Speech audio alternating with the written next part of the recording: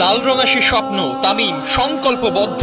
রক্তে আগুন লেগেছিল বোধহয় তখনই, যখন কাঁধে কাঁধ রেখে ওরা 11 জন গলা মিলিয়েছিল, আমার সোনার বাংলা আমি তোমায় ভালোবাসি। আমার প্রাণে বাজায় বাঁশি সোনার বাংলা, আমি তোমায় ভালোবাসি। দেশের প্রতি সে ভালোবাসা কি যে শক্তি!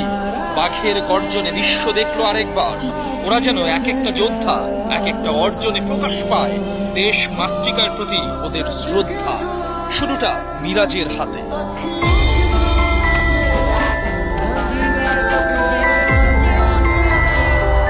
সাউথ আফ্রিকার কঠিন কন্ডিশন, যে মাঠে বহু হাতি ঘোড়া তলিয়ে গেছে, সেখানে বাংলাকে নিয়ে স্বপ্ন কজনই বা দেখেছে। তাসকিন নামের একটা সেনাপতি আছে আমাদের, দেশের টানে যে আইপিএল এর কোটি টাকা ময়লা হিসেবে ছেড়ে ফেলেছে। সেই ছেলে আজ যেন প্রস্ফুটিত এক গোলাপ।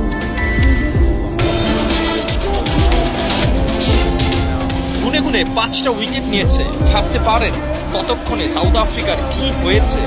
মেরুদণ্ডটাই ভেঙে গেছে। ওপেনিং এর মালান, মিডলে ডেভিড মিলার, লোয়ার মিডল অর্ডারের প্রিটোরিয়াস, সবাই অসহায় আত্মসমর্পণ করেছে তাসকিনের গতি আর বাউন্সের কাছে।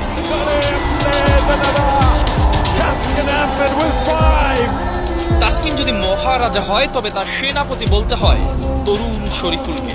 প্রোটিয়া দলের সবচেয়ে ইনফর্ম ভ্যান ডার ডুসেনকে তিনি কিভাবে বোকা বানিয়েছে দেখুন। তার এই এক্সট্রা বাউন্স যেন শুভঙ্করের পাখি।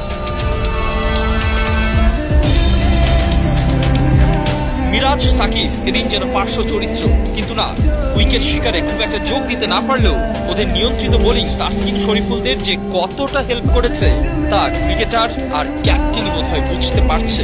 শুরুতে রানের পাহাড়ে হাঁটা ধরা প্রোটিয়াদের প্রথম চাপটা তো দিয়েছিল তারা দুজনে। বাংলাদেশের বোলিং ইনিংসে আফসোস হয়তো কিছুই নেই। 154 রানে অল আউট করতে পারলে আফসোস থাকার আর কি আছে?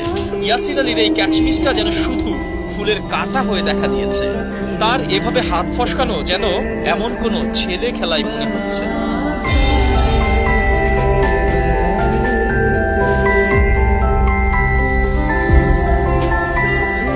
প্রোটিয়াদের নিয়ে সেই ছেলে খেলা করেছে ব্যাটসম্যানরাও। তামিম আর লিটনের 127 রানের জুটি। জয়ের পথ তখন ওই দেখা যায় দূরত্বে। সেই দূরত্ব কমিয়ে গন্তব্যে পৌঁছে গেলেন তামিম সাকিব, আর বাংলাদেশ দেখা পেল ঐতিহাসিক এক জয়।